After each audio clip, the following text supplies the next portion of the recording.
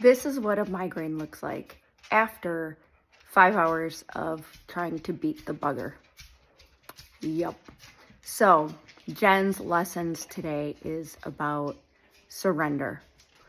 I clearly got hit with a massive migraine earlier today. Probably the worst one I can remember in 6 months or so.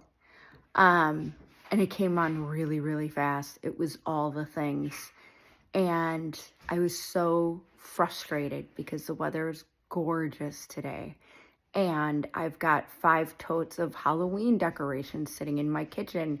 My main level is a disaster because I was switching over to this because this is the only weekend we're home between now and Halloween to put them up. Are you seeing where I'm going here? And I had to go in bed for hours and be in the quiet, dark room and literally surrender. So surrender is one of those things I've struggled with most of my life because even today, I was battling myself to have the willpower to overcome this migraine. And it's not about willpower.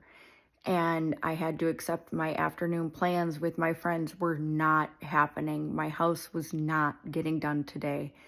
And in accepting those things, I found peace, as much as I can give myself, but I found peace. I took my dog for a 2-mile walk when I was able to get to this point. Again, you're seeing me after 5 hours of recovery and after I got back from the walk. But if I wouldn't have surrendered and accepted that I was not going to beat this migraine and I just had to let it run its course, at least to the point where I was functional enough to take a walk, I wouldn't have been able to get that peaceful walk in. I wouldn't have been able to observe neighbors giving each other a cup of milk, which, by the way, still happens in 2025, and it gave me the hugest smile.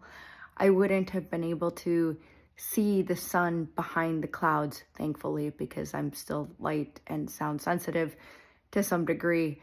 And I wouldn't have been able to just take in the evening and feel that crispness of cool air settling in. And none of those things would have happened if I hadn't surrendered and accepted where I am. And so there was an unexpected beauty that came from surrendering.